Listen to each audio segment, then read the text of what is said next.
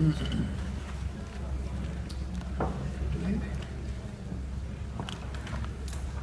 you. Thank you very much. I have listened very carefully to all the comments made here now in the previous session and your comments made from the audience.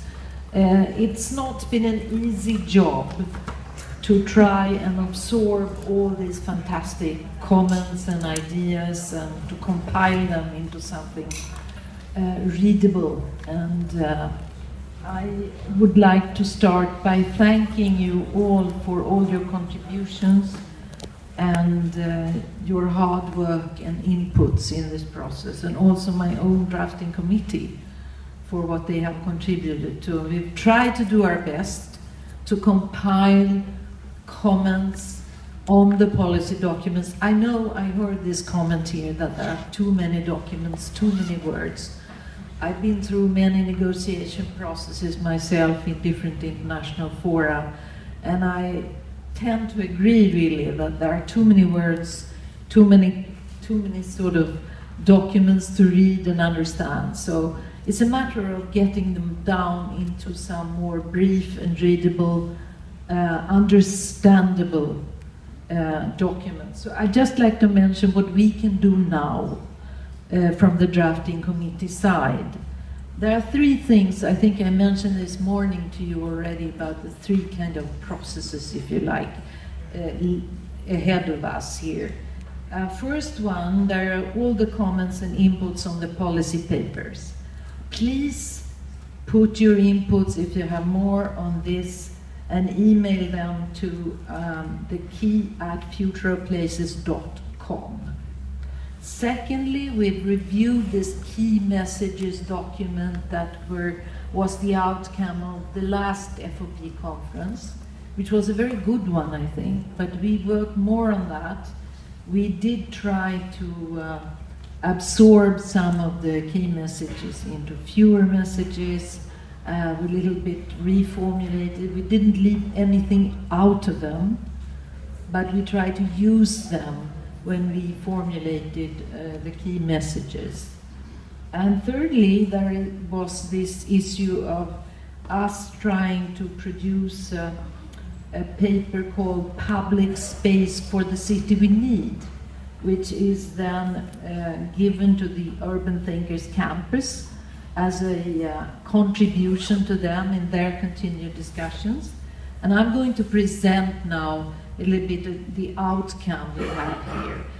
As I said, it's an evolving process, and you are most welcome to continue in this dialogue with us about how to proceed. So if we look here at the key messages in the public space for the city we need, I'd just like to read the headlines for you. You can look at the other text yourselves. First, number one, public space for the city we need incorporates a people-centered approach to planning.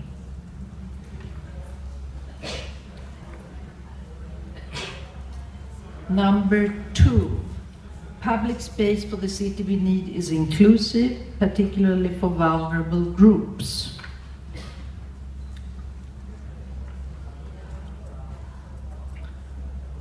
And three, public space for the city we need respects human scale and behavior.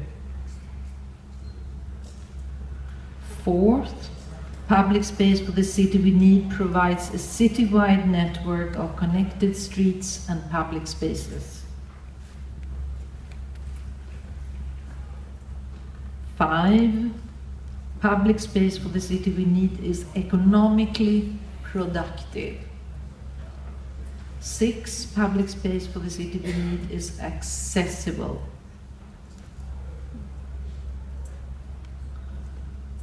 7, public space for the city we need is sustainable, healthy, safe, resilient, energy conserving, and resource efficient. And finally, 8, public space for the city we need incorporates culture and context. Principles and key messages on public space are not enough on their own, of course. So instead, there is also, I would say, a need for action and implementation mechanisms, which you have all underlined here in the comments, that support and protect public space and its users. And the following action and implementation mechanisms have been captured during the discussions, sessions, labs, and constituent groups as a call for action for creating an enabling environment for city builders. Just like to summarize again and read out the sort of main sentences to you, and then you can look yourself at the texts below. So there is first advocacy and mobilization. Then there is measurement and monitoring, which we discussed here also in the comments we heard. Then there is public space financing solutions, and policies and legislation for public space. Then comes empowerment of marginalized groups. And finally, tools and knowledge management. It's our hope, really, that these instruments will help to bring life to the key messages reflected above by demonstrating the need for establishing a clear role for stakeholders and for creating an enabling environment that encourages sustainable urban development. This is a topic, of course, we would like to see on the table of Habitat 3. I would like to reiterate that this process is far from over, which you have all already noted from your side. We'll continue to encourage your feedback and contributions during the weeks to come, and we will try to strengthen these documents to make sure that they reflect the interests of the participants of Future Places 1, 2, and 3. The Future of Places key messages will be posted on the conference website, and you'll have the opportunity to reflect and provide feedback and text suggestions before this document is finalized on 1st of August. This will then serve as the legacy of the Future of Places towards Habitat 3. In addition, the Urban Thinkers Campus report will be prepared based on the detailed accounts of the past 3 days and the feedback you provide on the website. So we still do encourage your comments. This report will then be shared with the World Urban Campaign partners to reflect the role of public space in the city we need. It's our hope that these principles, policies, and solutions will influence the City We Need declaration, aimed at influencing the new global urban agenda that will come out of Habitat 3. We still have a very long path ahead of us, as you have already noted, but as you can see, at least the past few days have been a testament to the strength of mobilizing partners towards a common goal of building people-centered cities. Thank you all for your contributions.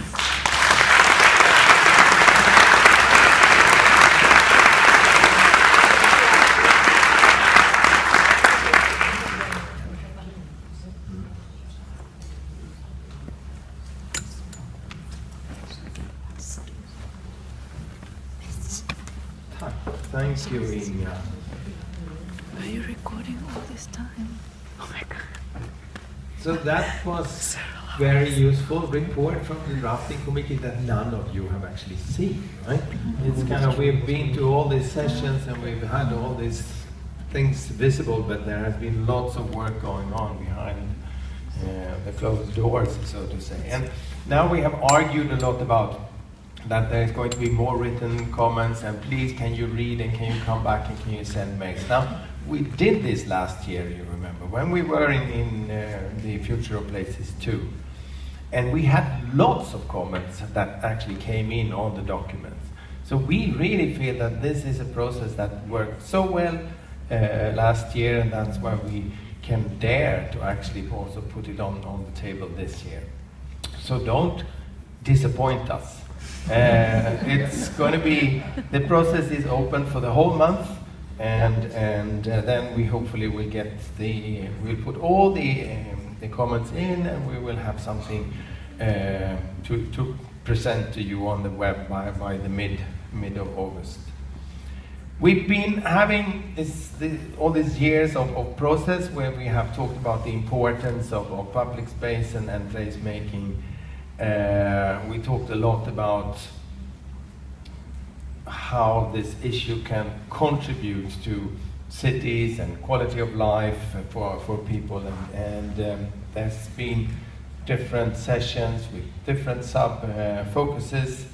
But we, in addition to actually talk about all aspects of public space and then how fantastic it is, we have actually also created a type of, interface between different types of groups that have an interest in public space.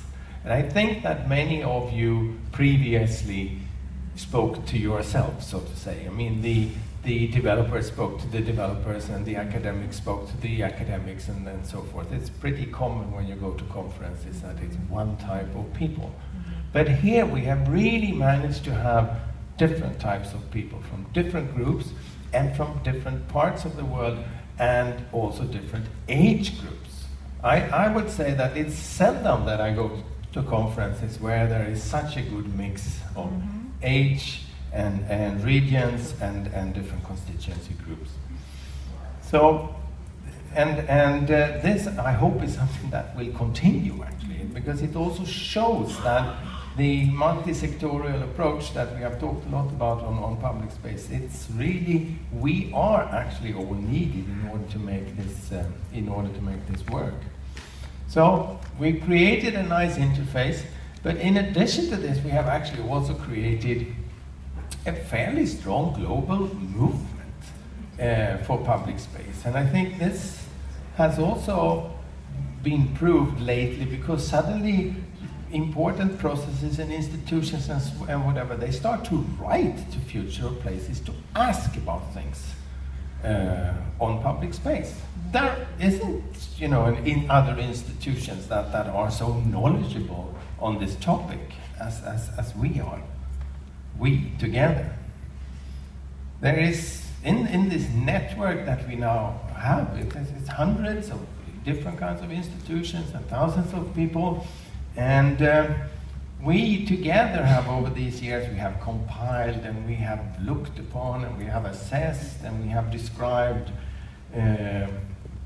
public spaces and processes to get there and so forth. And we have also started to align our discussions and our thinking with very important international processes like the Post-15 and the Habitat 3.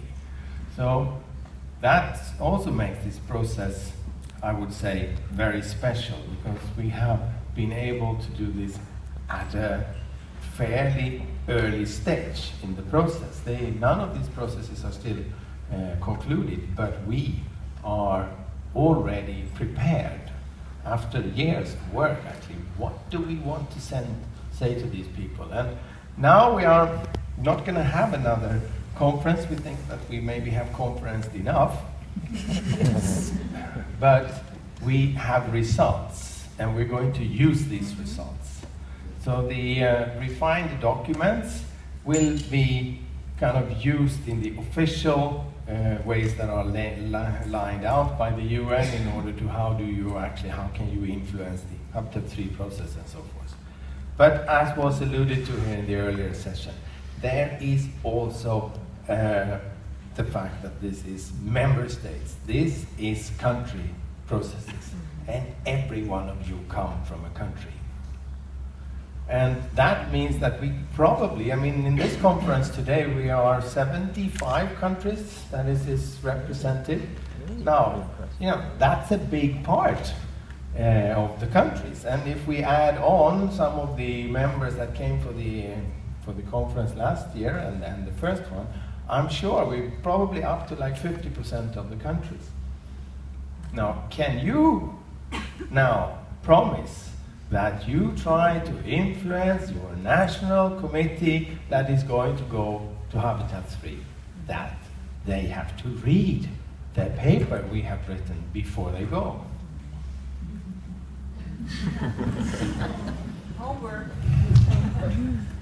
Because that is going to give effect.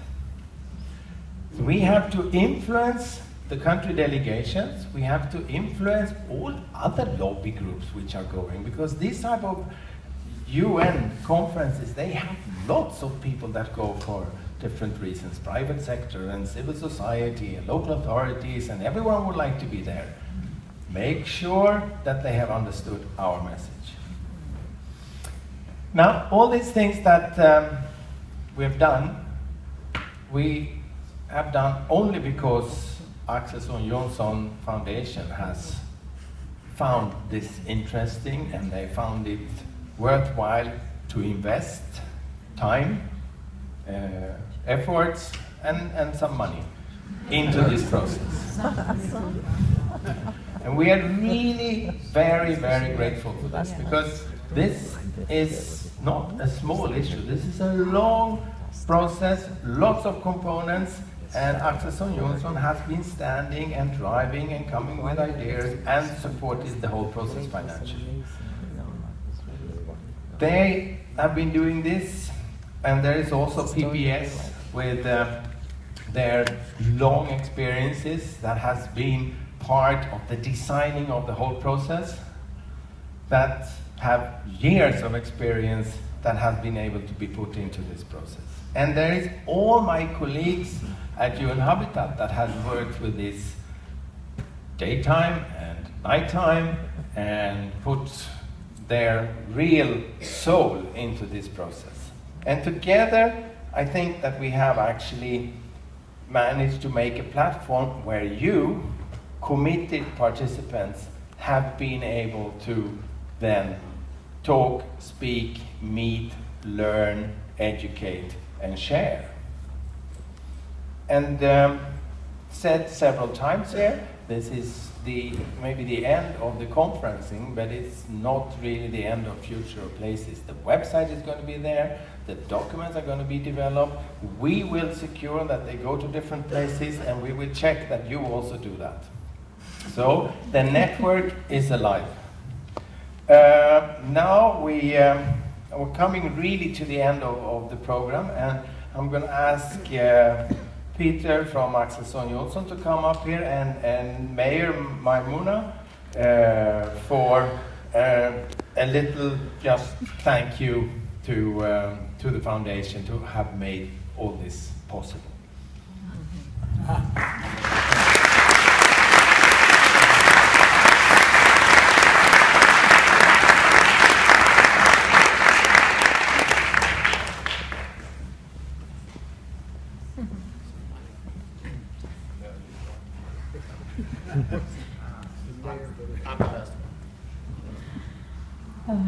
Speechless.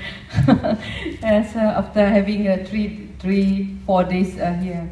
Okay, a very good afternoon, ladies and gentlemen, and all my friends in these rooms. I feel very honored. I feel very fortunate to be with you all for the past few days, and I learned a lot. And every time when I came back to my room, I put down the note what I learned on that day. And I have learned a lot. And thanks to you all for sharing all the best practices and your challenges. And again, I would like to thank Peter for having us here. And it's very wonderful. And due to the lack of time for me to see the Stockholm, I extend my 3-day stay here to visit and see your city. Again, thank you very much, and hope we will meet again in some other conference or in some other events in any part of the world, or maybe in Malaysia or in Sprang Pride. Thank you very much.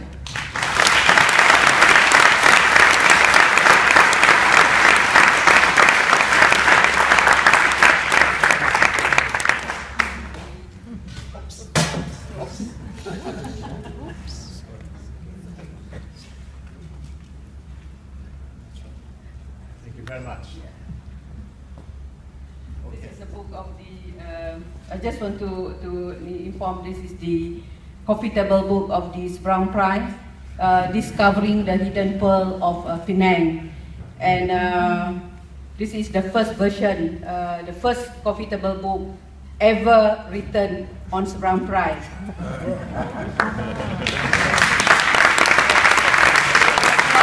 On 2014, and I'm very honored to give it to you and to have it with you, and you please read, and you can see how many percent of my public space in Sprang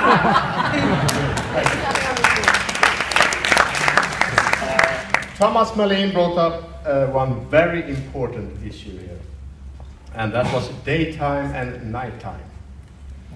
And Katarina, Anna, please stand up. Where is Anna? They have been working daytime and nighttime for you. So give them a big hand.